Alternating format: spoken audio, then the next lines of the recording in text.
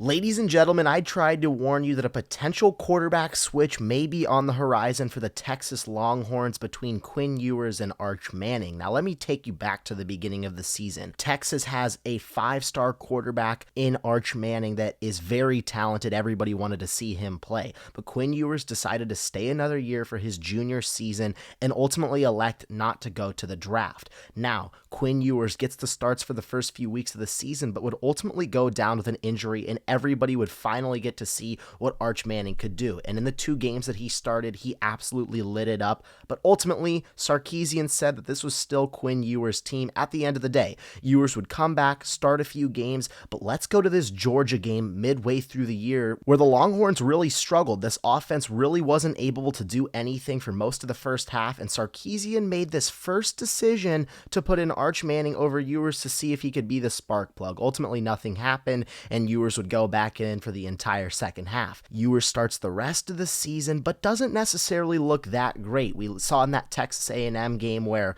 they had to win that game to clinch the SEC championship, and Ewers had two kind of costly turnovers in the second half, and I was still scratching my head. I said, I really think that this leash with Quinn Ewers is getting shorter and shorter as the weeks go on, because he didn't necessarily look that sharp in a few of the games, and he really hasn't looked fully healthy, and I think that's apparent too. That's got to be in some sort of the decision-making process that Steve Sarkisian is making, and you saw the sideline reporters talking about it heading into the SEC championship, that he's only about 75%. He has that brace on his ankle, and I think that was a major cause for concern for me. Now you go to this Georgia game, and ultimately Texas would lose in the second half to a backup quarterback after Carson Beck got injured. Now, Texas offensively looked great in the first half, but I think if you're Quinn Ewers, you cannot get beat out by a guy that hasn't seen the field virtually all season long, was a backup quarterback for Georgia, and you don't even lose to their starters. So I think that's a major red flag, and a lot of people were satisfied with his performance because he had 300 plus passing yards,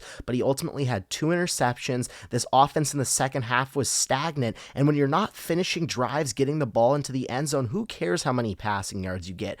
At the end of the day, it comes down to winning and losing and putting up points on the board, and Sarkisian has to make that evaluation when he's looking at both of his quarterbacks, and I think a lot of people, especially in the Texas Longhorns fan base, are getting upset with the lack of consistency from Quinn Ewers, whether it's a consistency issue or if it's a health issue or just simply a playing issue. I think right now health has a major factor into this decision that Sarkisian's going to need to make.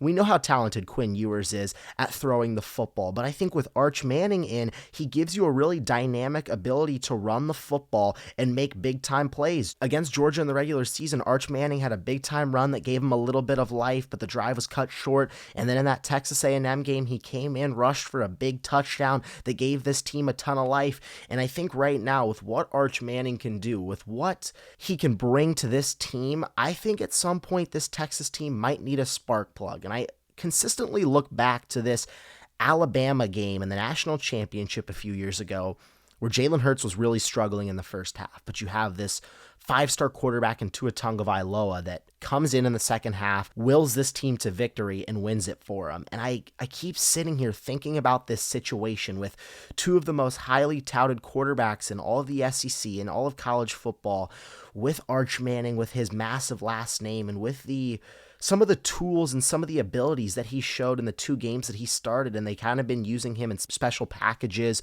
with his legs. And I can't seem to imagine that in the back of Sarkisian's head, he isn't thinking about a situation where if Quinn Ewers goes out there and starts slow again, he might have to make this decision at quarterback. And I'm not saying that Quinn Ewers is a bad player by any sorts. I still think he is a better quarterback, but I think I keep looking back to this health. I keep looking back to that ankle injury, and I really think that's kind of stunting his ability to do certain things. And I keep looking back to this Texas team and how legitimate they are. I think they are a good football team, but they don't have any wins against teams that are currently inside of the top 25. I know they played Michigan on the road when they were 10th in the country, but Michigan really fell off. They played Oklahoma, who would go on to be 6-6.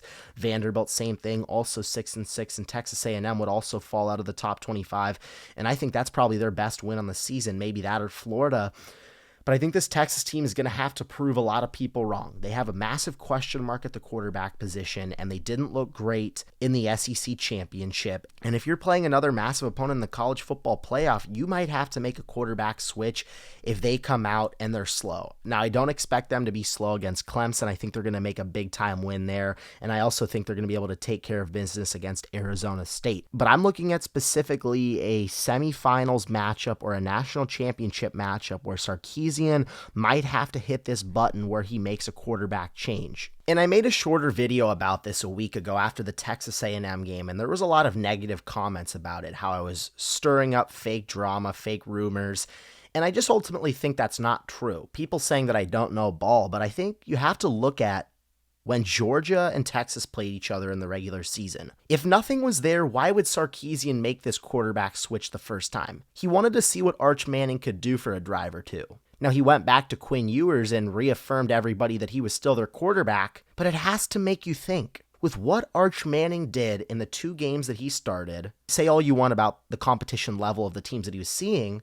but still, in the back of his mind, if he is a guy that is 100% healthy, a guy that can run the football at a really high level with his legs and still can make some big-time throws, with that talented of a defense, one of the best defenses in the country, maybe the best defense in the SEC, this is a national championship roster with 2 insanely good quarterbacks. You can't afford to waste this year and not try and go out there and win a national championship. And if you feel like Arch Manning in the second half of a game is going to completely turn around this team, I have no problem with Sarkisian making this move, and I don't think it's completely out of the woods. I really don't. Sarkisian could absolutely make this move in a big-time game. We see what Arch Manning can do. He had that electric touchdown run against Texas A&M. He had a big-time run in that Georgia game. And it's going to come down to Quinn Ewers' health. But I know a lot of people are going to shoot this down. They're going to say the same exact thing. I'm causing fake drama, stirring up fake rumors. And Texas will take care of their first 2 games with no matter who's under center. They're going to see an easy Clemson team, an ASU team that's hot, but ultimately that defense is so good.